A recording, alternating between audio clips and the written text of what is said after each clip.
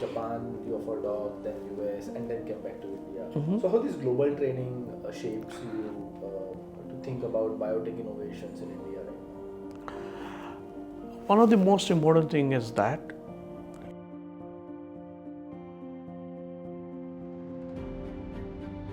Trust you to come back to India after your postdoc? it's not that, I don't know, there are multiple factors are there. It's just not one thing to come back to India. My visa does not allow me. You have worked with giants. You worked with Nectar, then Biocon BMS, then Reliance Life Sciences. I think over 15 drug discovery programs. Yes. Can you share a moment from your time in industry where science was moving fast? Virat Kohli, after 18 years, when he came to know that now we are winning the World Cup, or rather you are winning the IPL Cup. After 18 years, the expectations were like, oh my god. And not only Virat Kohli's expansion, but across the globe you will find people who are having that expansion.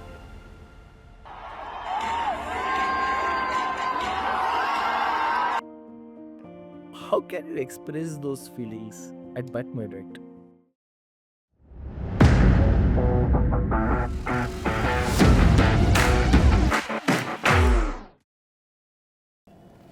So Dr. Murali, first of all, welcome to our show. It's being really honored to have you here at Pharma now. So this podcast, of course, the objective of this podcast is to inspire people with the innovative journeys what you guys are having. And I think I went through your background. Your journey is astonishing. It's really amazing to see how Indians are now venturing into a drug discovery part. It's an adventurous step, I know. It's required a huge investment, and you took that steps. That's really wonderful, and we congratulate you for that. So I think to start this podcast, I really wanted to go back where it started, right? I think you did your doctorate from Japan, you did your postdoc from NIH USA, and then you came back to India. Correct. Yeah. So let's go back and just wanted to understand. Do you really wanted to do this at your childhood? What was your dream? Yeah, first thing is that Dr. Ravinder, thank you for inviting me for this talk.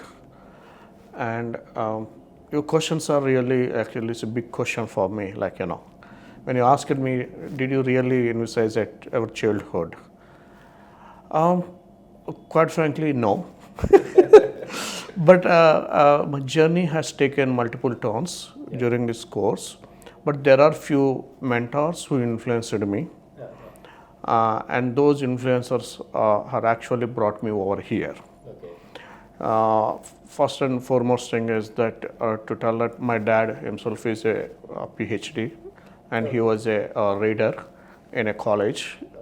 So he used to, since childhood, my interactions with him moved me like, kind of sometimes interesting towards the biological sciences. Sometimes, okay, let me see what happens later. So that kind of the phenomena was there. But certainly it influenced me to take up my admission post my undergraduate into the Hyderabad Central University. And there, still I was aimless at that point of time also. I don't know what to do post completion of masters. But after my second or third semester, quite frankly, I have to speak it. There was a professor is there whose name is Dr. C.H. Radhakrishnamurthy.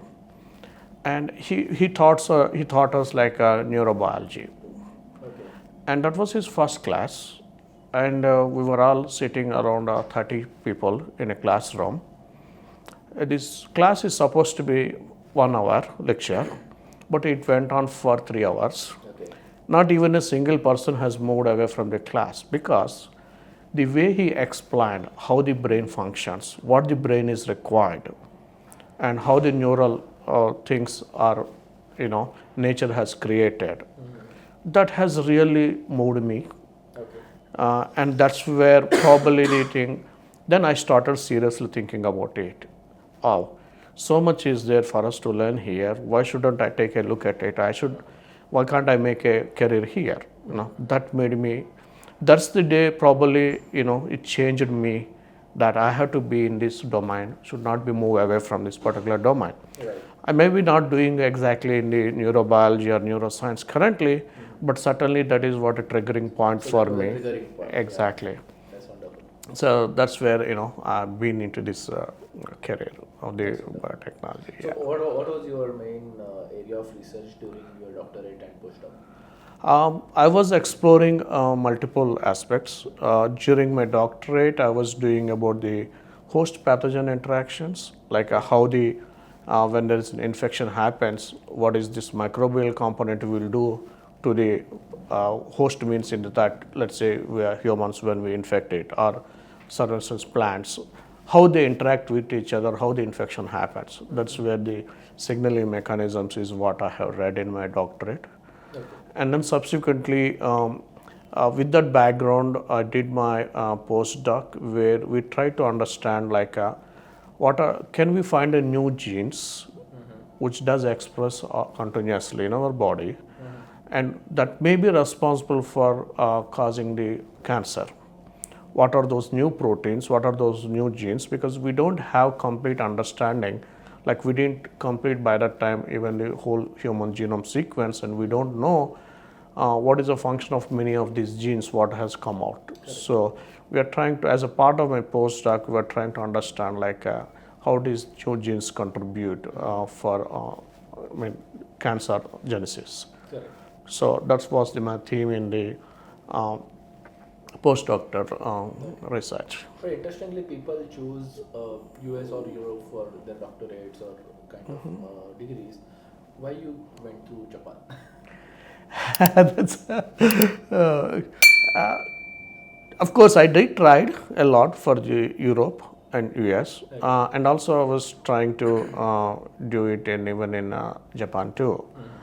One of my after completion of my masters, for a brief period of time, I was doing a project assistant in Bhavanagar, Gujarat. Oh, okay. There I was working on, it's an interesting thing, I was working on seaweeds, that means the algae which grow in the seas. Yeah. That's where I was working on. And then the mentor guide I'm working in Bhavanagar happened to come from that Nagasaki in Japan laboratory. Oh, okay. And there he told me that why don't you go and pursue PhD there? I can recommend to my professor. That's where let me try it out, and then that's how I reached to the Japan to do my PhD there. Right. How was your experience in Japan? Initially, I was thinking that I should go back to India immediately. Why so? So it's a language barrier initially, and also the cultural shock. Correct. But the Japanese people are so kind, and my professor was so great that he gave me enough time, enough space, so that I can adapt to the culture. And then they are so kind. A lot of people, initially they take care of really, as a foreign student, many things I don't know the culture, what really happens there. It almost took 3 months of time and all 3 to 4 months to make sure, where I am now, what I am doing, to understand that. But the people are good, the culture is good, and there are very helpful people. Correct. And that's how, it was thinking, had there not been that much helpful, probably I might have escaped from there. But that's not the case. That's right. Yeah. Right. So, you been to Japan, you are for doc, then US, and then came back to India. So how this global training shapes you to think about biotech innovations in India right now? One of the most important thing is that it's always science is growing field. Yeah. Learning a few things, learning in somewhere specialization will not take you anywhere. If you want to become if you dream to generate a medicine or contribute for the development of a medicine which can reach the patients who are waiting in kind of all weather. There are a number of diseases out there for which there is no medicine available. Correct. And people are still suffering. And is there something which as a scientist, can I contribute a little bit to that people who can have a better medicine, right? That's the thought process comes in. To achieve that goal, we need to have a exposure to multiple, themes of the science, and then we have to adapt to the latest technologies. So sticking to one particular position or one particular geography sometimes may not be, helpful to reach that level, because we need to have a greater exposure. At the same time, personally me, do not want to stick myself into the academic research. If something I am doing means, as I said that, can I do something application which can lead to at least a generation of a medicine to any kind of one particular disease. That's a great achievement for me. And with that intention, I wanted to move to the industry. And in those days, probably it was kind of a difficult for me to get in the industry setup, being in US, because I had to spend a huge amount of time in academics and then to translate to the industry. It does take time because given those scenarios, luckily I got an opportunity from the Reliance Life Sciences, which they said that they are looking for scientists of my kind at that time. So I got the opportunity, so I took the train and jumped into the industry. That was a great, probably I did a right decision at that time. So that's how I landed up in industry. What makes you to come back to India from, after your postdoc? It's not that, I don't know, there are multiple factors are there. It's just not one thing to come back to India. Of course, joining the industry is one of the thing I wanted to achieve, which will take much longer duration of time if I am in US. Because their industry, transition from academics to industry is a little bit difficult job for me at that time, because my visa does not allow me to restrict, it gets restrict me. And moreover, also I do have some of the at home things which has to be taken care. So culminating of all these facts have brought me to India. Okay, that's interesting.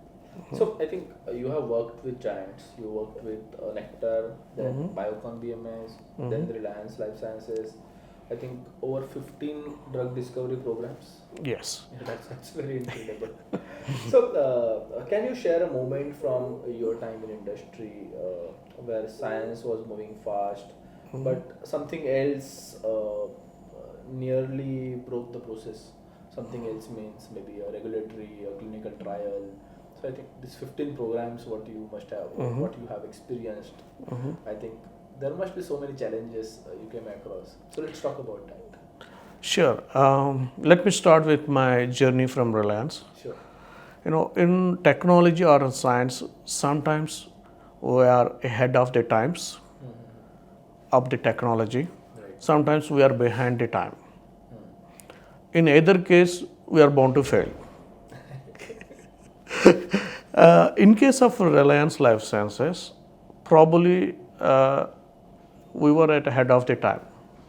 Okay. I was working with the small interfering RNA, and we made a good number of molecules. We patented globally, almost like 5 patents we done. But again, we are ahead of the time because we don't have a proper delivery system. How do I put this RNA, apply to the humans so that it is stable and it can give us the expected results? Correct. So still the technology was not up to the mark developed, and for us to develop that kind of a technology in industry, it takes really long time. Of course, so industry means we may not able to spend that much amount of the time. This was So in 2000s around? that was in 2005 and 2000 around So the technology was, we are ahead of the,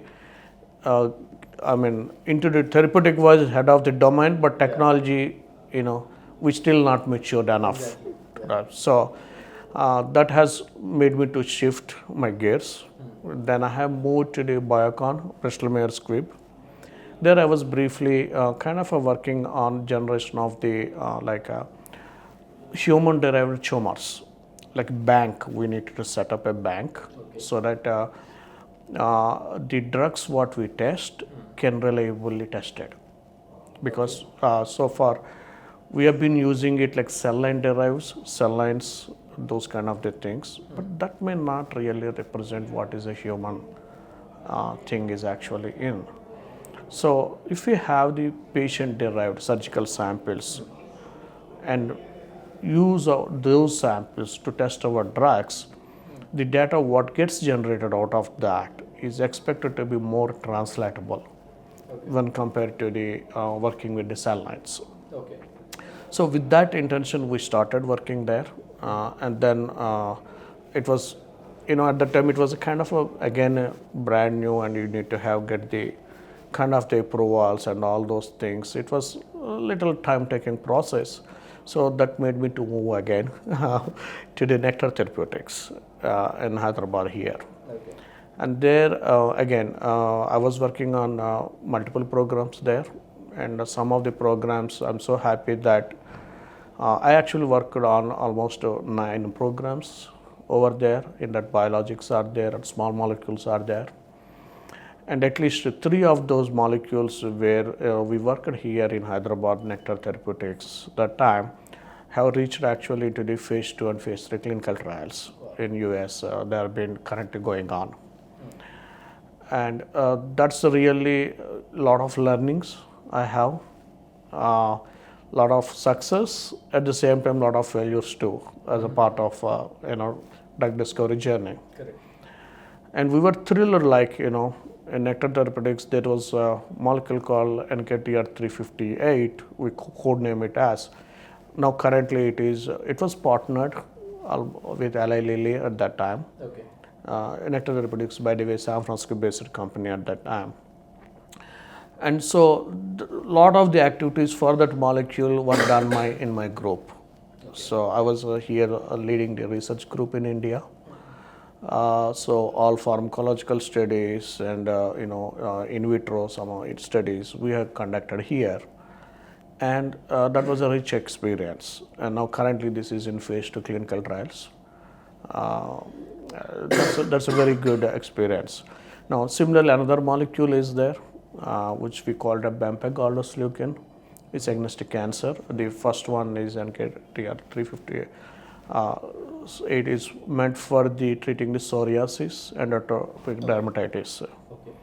While this one is for oncology treatment, melanoma and a lot of other immunotherapeutics domain got introduced it. It also went to fast track approval, and then US FDA given it, and phase 2 it went in. That we again partnered with the Bristol Myers Squibb.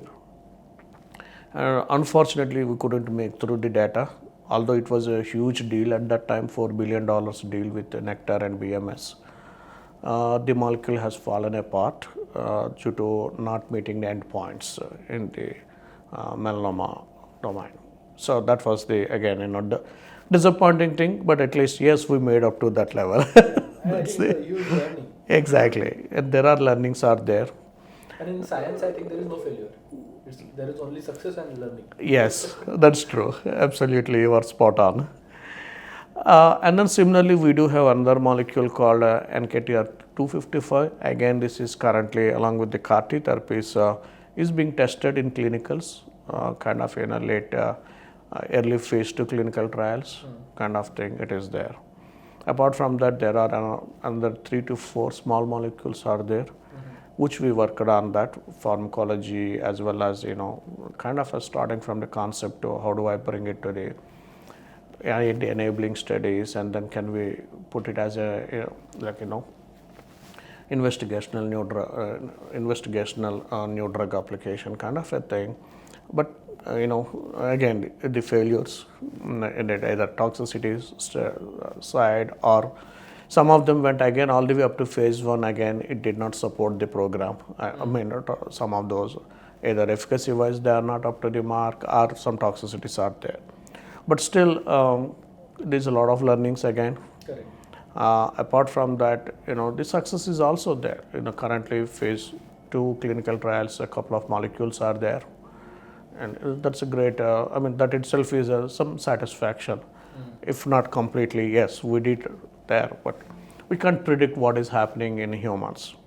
Now, this is where the whole thing has come in. Why can't we predict in humans? Then again, the technologies have started evolving it. We never tested that in the organoid models, 3-dimensional organoid models. When you call it as what is organoids, the question comes is that. Yeah, of course. Yeah. Now we have been always talking about cell lines, and then in my journey, if I see I worked majorly in the cell lines, starting my career, then moved on to can I get the tumor samples from the surgical patients and then use them from there, then 3-dimensional. Like, can we mimic it after seeing the failures here, and also a lot of data is emerging globally. Now, can we mimic the intact human tissue in our experimental model so that the translatability of our studies, our data can be much greater, so that clinical success can be at least to some extent anticipated to be guaranteed. So what we do here is that we actually take the human, when you say the tumor tissue, for instance, it is not one particular cell type. It has a lot of cancer cells are there. It has the cancer sort of fibroblasts are there. It has the immune cell population is there. Within that immune cell population, it could be like a deregulated, that means a suppressive immune system could be there. It could be like cytotoxic immune system is there. Like multiple things are there. But when our drug goes there, is it really able to work? Yeah. So instead of going and testing it in the humans, in these 3-dimensional organoids, we create like in a 3-dimensional manner the tissue looks low. Right. And then there we apply our drugs and check it whether it is able to really offering the same efficacy what we have been seeing in the 2-dimensional cell cultures. Right. Or our mechanism, is it really supporting? Correct. When something is pure and isolated, the results what we get is great. But when something is totally having a lot of other things apart from your required thing, it gets diluted. And the challenge comes is that, can our drug really go and target those cells which we are supposed to kill it? So, if that's where the science part comes in. So that's where the true data will get generated. That's what the organoids represent here. It's in other words, miniatured organs of the humans. Right. We are kind of creating there and testing our drugs on that. But how expensive this treatment would be, like building the organoid, and how complex this process would be? Yeah, depending on the field, it is different. For instance, like it's still nascent stage, still it is growing, but it is much more reliable. And I don't use the word cheaper here because that is a relative term. Yeah. If I don't use the organoid, I may have to show the data from the humanized immune mice. Right. That is going to be much more expensive than me creating an organoid in lab. Right. And my system is much more in control and much more translatable, rather I am doing an experiment in an animal model. So given that scenario, in case of biotech or drug discovery, cost is always a high price we have to pay for everything. But we have to always see risk versus benefit ratio. Absolutely. If I do some experiment which is going to cost me less, but system is not reliable for me, the price which I am paying for failure in future is much higher than using a appropriate system by paying more price and see whether it is working or not, knowing is much better for me. Right. So that's where in case of in terms of percentage, if I ask, using the organoid, how much accuracy of this drug can be improved? Again, it's not that organoid is the solution for everything here. Let's say when we do the two-dimensional cell cultures, it could be like 50-50. This just a hypothetical. Yeah. If we use the organoid, we reach up to 75% Oh, success. that is good percentage. That's a good percentage for translatability. Yeah. But again, do I able to really get a 90, 80, 100%? No. Still, organoid is an organoid. It is not a still completely what we see in a human body is not represented there. It is close to what we see in a human body, but it's not 100%. There is nothing like 100% there. But can you tell me the process of building the organoid? So I heard you take out the stem cells particularly, and then you build. What exactly the process? There are multiple ways one can generate organoids. For instance, in the Lextro, we worked on the non-small cell lung cancer organoids. Okay. In fact, one of our programs we were actually doing that. What we have done is that we have taken the cancer-associated fibroblasts, and we have the tumor cells from the patient-derived tumor cells are there, which is banked and characterized. And now we have grown these cells together in a kind of a support system, like matricial sort of a thing. And then we grow them up. We allow them to grow. They take 2 weeks to 3 weeks kind of a thing. Okay. And now this whole mass, whatever that, 200 micrometer to 500 micrometer dia, what we get it is, it's a representation of not a single cancer cell line. It has a tumor associated fibroblast. It has the cancer cells, and we also incorporated certain like a blood forming cells, like vessels forming cells, and we also included in that one human PBMCs. That means we try to mimic that immune system, we try to mimic stromal components, we try to mimic the tumor condition as such. Now, when we have all the components together, that's how we generate it, this one. And then this gets characterized, like, are we really having all these things? We do multiple tests, like flow cytometric analysis. We do some kind of a histochemistry kind of a thing. Are we really having it? Now, when we apply our drug, is it really going inside? Correct. Now we created a ball of tumor tissue, which is not there for me in a two-dimensional model, but I have here my tumor ball. Now, when I put my drug here, and I also created some vessels in that. Now, and also I have the hypoxia. The oxygen is not well circulated inside my tumor ball, hypoxic condition, which is seen in majority of the tumors. And then my immune cells has not having a great capability to go inside because I don't have a proper blood vascular system, which gets destroyed in majority of the tumors. Now, having this thing, this has resembled to some extent what is there in a human. Now, if I use my drug to treat these things, do I able to see better efficacy or not? And in fact, in our own experience, as well as from we see the literature perspective, given the confidentiality, I'm not able to give a specifics here. We were able to see a huge difference between a two-dimensional versus an organoid thing. I may say, like, my IC50 is, let's say, standing at 1 nanomolar compound. In case of organoids, it went all the way up to 1 micromolar to 10 micromolar level. That means my level of drug, what I have to use is, there it is highly overestimated, but that overestimation is not seen in case of an organoid when I go here. It's a huge difference is coming up there. So, is there any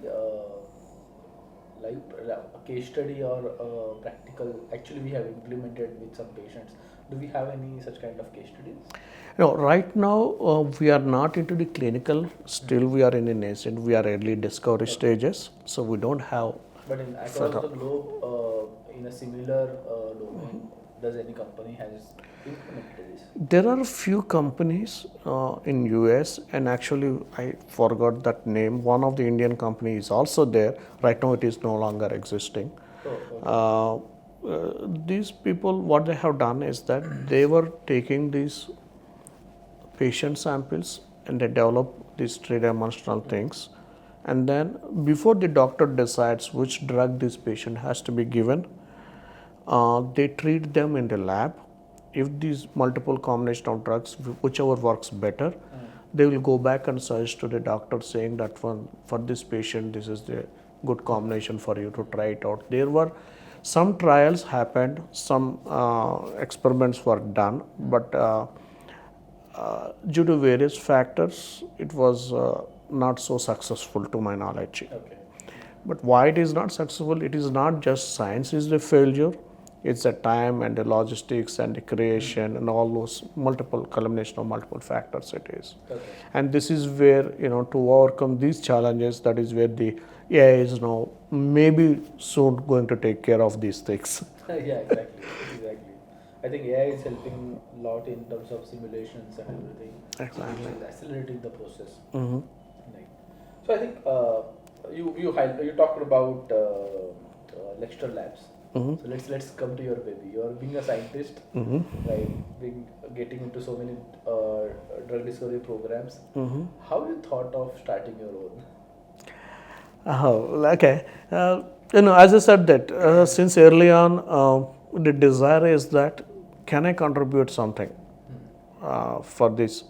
Can I have at least one drug to reach the clinicals and then subsequently approved it? But that desire has never died off, in spite of so many changes. So I'm fortunate enough that I have one of the co-founders with me, Mr. Srinivas. He is also having the kind of a similar thought process. So we happened to meet together, and then we thought, okay, why not we start together? So he's kind enough like, okay, let's go ahead and start the Lectural Labs, and that's where we thought of. Then the question is that what is that we can work on? That's the main question. Then there are multiple therapeutic domains are there. Then what is that we have to choose in? So that's where we thought about it more. And then we picked up, okay, why not we work on a platform technology which can generate the multiple molecules. It is not restricted to one particular therapeutic domain. So we created a platform technology called IMC, Immune Modulation and Cytotoxicity. Okay. So we are started generating the kind of multi-specific molecules and all these things in biologics only with this platform technology, where at one arm we wanted to modulate the immune system, because my belief is that all the time any disease we take it at one place or other place, immune system has a role. If homeostasis in immune system gets altered, changes, that's the reason why we get any given disease. And that's why I believe in immunology, immune system. That's why our platform also has the immune modulation. It could be upregulation or it could be downregulation. Okay. That's what we wanted to create. And then cytotoxicity. That means at some places we have to kill the cells, we have to kill the bacteria, we have to kill the infectious agents. So these are the two factors. Giving at least one of them is not longer going to be helpful. Right. So can we do in a multiple ways, target the multiple disease pathways so that we can achieve the better efficacy, better effect. That's what the thought process went in. So we created this MC platform. Okay. So out of this platform, we already generated certain therapeutic molecules. One of them we call it as LXT801. This is for chronic wounds, Okay. wound milling. Yeah. No, it's a slightly different from oncology, what I have been speaking earlier. Oncology, when you say cancer, our major goal is that we have to kill the cells which are growing. Right. That means you are destroying something. When I said wound healing, it is not a destruction, we have to do construction. Construction is always a challenging when you compare the destruction. Right. That's why we call it as ours is a reconstruction science. So we are constructing science here where we are building the tissues. A lot of the people, if you say diabetic people, type 2 diabetes or type 1 diabetic people, or major surgeries people undergone, or sepsis people, if they get a wound or injury, it won't heal for long. It takes long time. Why? it is not healing. So in India, especially being people call it as a diabetic capital of world. India is, so we have so many people out there, and if we quote somebody, every 20 seconds globally, at least one amputation happens because of the non-healing wounds. That is a huge unmet medical need is there here.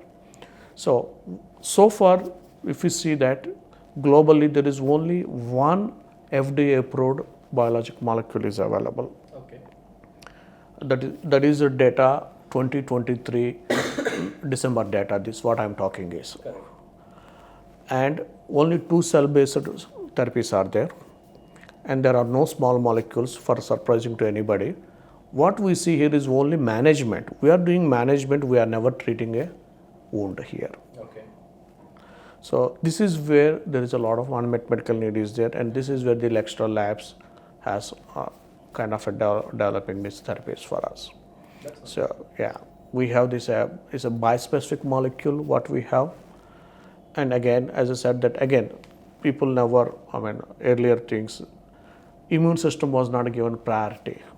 We don't know why, but when we see the physiology, pathophysiology, the first and foremost thing gets why the wounds does not heal is not just the our skin is not growing well. Why it is not growing? If you see that immune system is a major play here. Correct. And here that's where we are modulating this immune system while we are also enabling the skin cells to grow and cover the wound.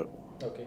So currently we are in a kind of the reached to stage of PCT studies. That means we do the toxicology studies in GLP, and then we are hoping to go for the phase 1 clinical trials very soon. Wonderful. I think best wishes for that. Thank you. So, is this one molecule you are working on, or there are a few more in pipeline? We do several molecules. This one particular one, we are the most advanced stage, like we're going to reach very soon into the clinicals, phase 1 clinical trials.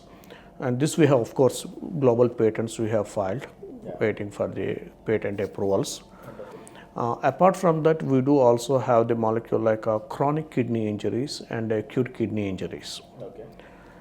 And this is again where we work on immune system. All our journey is, we call it as LXT702. What happens is that acute kidney injuries, when we take it, the proximal renal tubule gets damaged in a sepsis patients, as well as in some of the drugs what we take. Just to give an example, most of the chemotherapeutic drugs like cisplatin, they damage the kidney lining, proximal thing. If the kidney lining gets damaged, what happens is that it does not filter waste from our body. It stays more. Obviously, is a kind of a more toxicity. So now the challenge here is that how do you recover these patients? If you want these people, most of this happens in the ICU setups, and the timeline what we get is hardly 72 hours. The time of detection, the time of treatment, you will have only 72 hours. So, but as of now, again, there are only the electrolytes and then stopping the drugs. These are the kind of the things people are using it, but again, none of them are aiming to restore the epithelial lining. Correct. And none of them are aimed at how do we reduce the inflammation in the kidneys. So our molecule 702 has, at least in our early experimental stages, has showcased that we can actually increase the suppressive immune system, so that the inflammatory conditions will subside, and we can proliferate the microvilli in the proximal renal tubule. Microvilli are those things which absorb the waste from our body, and then they drain it out as a excreta. And our drug is anticipated to increase the number. That is what we lose as a damage process, and we are trying to restore that back. Wow. So that we can able to actually get back very quickly the patient. Wow. So I think this seems to be a real innovation. Yeah? And if you succeed, then I think that will really bring a lot of dent to the industry. Exactly. And most important thing is that this particular molecule has a capability to offer as a prophylactic also, because chemotherapeutic drugs, some of like cisplatins, carboplatins, Correct. the moment you take it at, you have to take at a certain dose range, and they are invariably damage the kidneys. Yeah. Now, can we really take this medicine or 702 and able to protect it while let the other drug do its function Right. at its dose? Correct. So that is going to be one of the, we are hoping it will be successful. Yeah. So at Lectural Lab, so is this a funded company or a bootstrap? It's a bootstrapped currently, but again, as of now, we are actually looking for the, funding now. We are It's a open. courageous step. So building the drugs, molecules, that too at a bootstrap level, it's very courageous. It is. That's why, always, we thank my co-founder also, Mr. Srinivas. He's supporting a lot for our molecules to go ahead forward. And the basic important thing is that while the support is there, we are moving ahead. It is, the journey of my 20 years is actually helping me out, where to go pinpointedly. That's what is helping at this point of time, apart from I the really support. wanted to understand about the feelings, right? So, being into so many programs, you are now building your own molecules under Lectural Labs, and previously also you were into research and identifying the drug and went to the particular stages. Yeah. Every molecule you take almost like 7 years, 8 years, Of 10 course. years kind of time. So I can just correlate the expressions of Kohli, Virat Kohli, after 18 years when he actually that ball he played bowled, right, and he came to know that now we are winning the World Cup or rather we are winning the IPL Cup. After 18 years, the expressions were like, oh my god, right? And not only Virat Kohli's expressions, but across the globe you will find people who are having that expression. Yes. I wanted to understand the expressions when after putting so many years, right? You either succeed or you maybe have some learnings. Right? Yes. How can you express those feelings at that moment? Right. In a scientist's life, there is always a joy, there is always a sorrow. When the experiment works, probably we might have worked for that experiment more than 2 months, 3 months. It's every day is a failure. But if there is a little progress happened, we forget all the sorrow, and the joy curve takes over everything. Right. So that's what the drug discovery process is, Right. and there is no shortcut for it. Correct.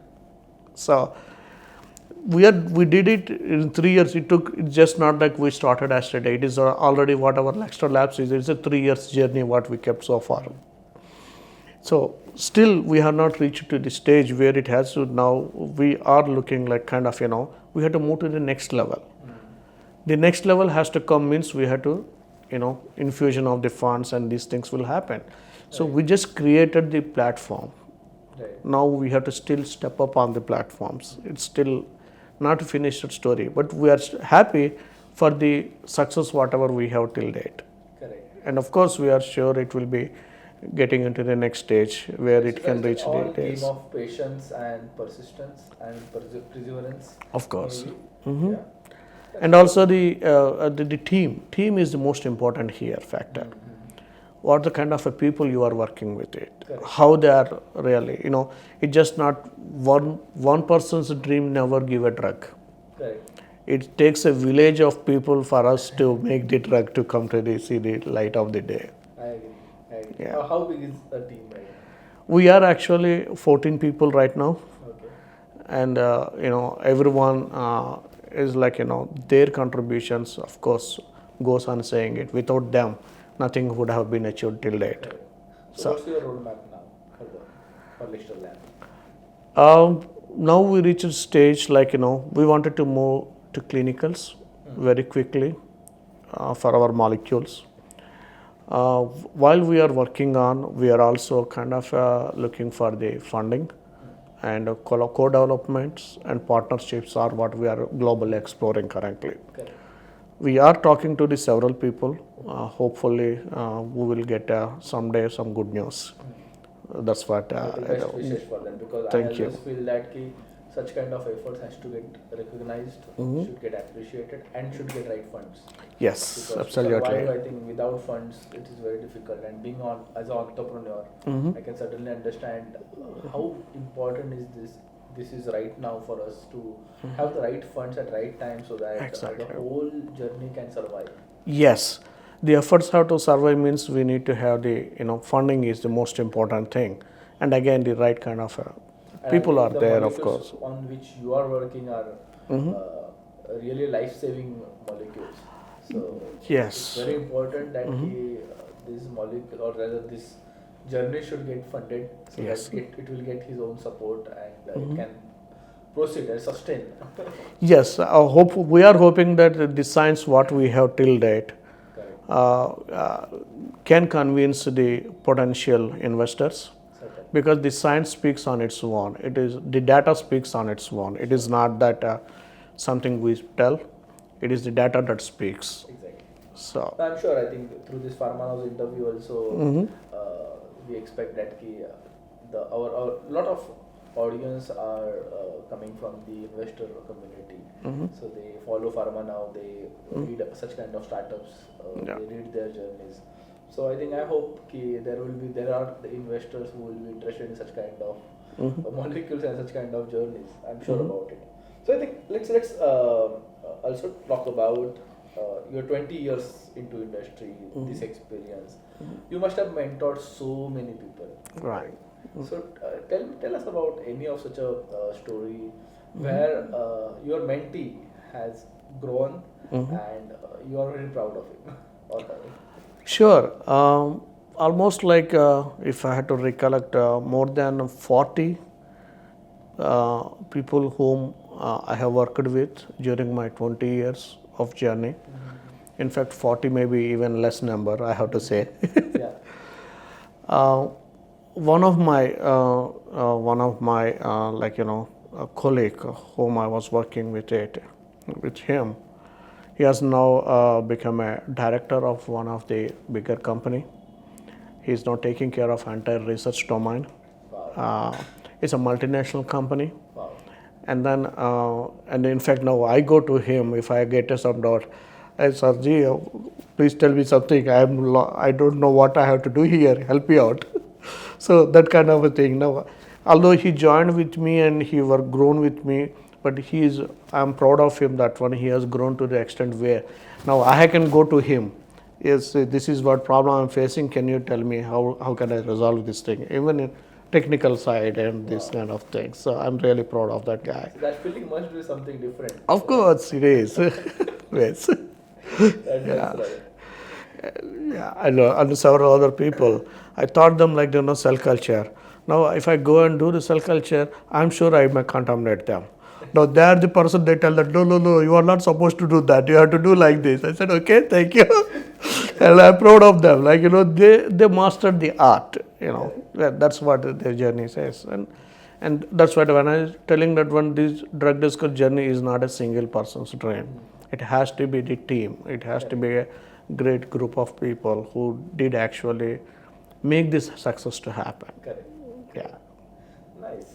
So tell me about the one advice which you received, which you will never forget. One that best advice in your career. It will be funny for you if I tell that. I don't know whether can I say it or not. I was doing my PhD. When I spoiled my experiment, my professor calls me to his room and said that, what did you cook yesterday? I said that I'll tell something. This is what thing. How was it tasting? I never understood why he's telling me that. I don't know. I said that what's the relation you have with my cooking and taste and my experiment getting spoiled? Then he said that, okay, come back tomorrow. You cook some dish tomorrow and tell me what happened. Okay, we went off. Again, I came back. Next day, he called me again to lab. Okay, how is your food tasting yesterday? Like that, he called me 3 times. I said, finally, I said it. I did not cook anything. I went outside. So the taste is good, I told.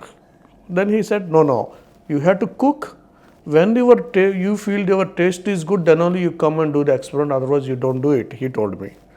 I said, I didn't find any relation. What you are talking is not making any sense to me. Then he told me that if you are focusing on your things, what you are doing, your food could have tasted better. Oh. You have not focused on your experiment. You might have done some mistake here. That means your focus is not here. Okay. So if you know thing, you learn something to cook better so that it can taste better, or you will try number of times to make it better. And your experiment is also like that. You have to explore here. Your exploration has to be good enough so that the experiment can work better. So that's what he told me. Although even till today, it may not sometimes make me sense to me, but I never forget that. I think it's very interesting. Yeah, Yeah. I agree. So to do anything, you really need to have focus, and if you want to really make a good food, Yeah. you really need to have good focus. Yes. So interesting. So Yeah. that is very interesting. I love it. Perfect. So finally, I would love to also have like the way you have received such kind of advice and which has built you today. What Dr. Murali is. So we would also like to have one advice for our young generations who want us to really come and test the water. Right. So what would be that one advice? Dream big. Don't restrict. Yeah. Opportunities are always there. It's all your dream which pushes you there. That's what I say. That's wonderful.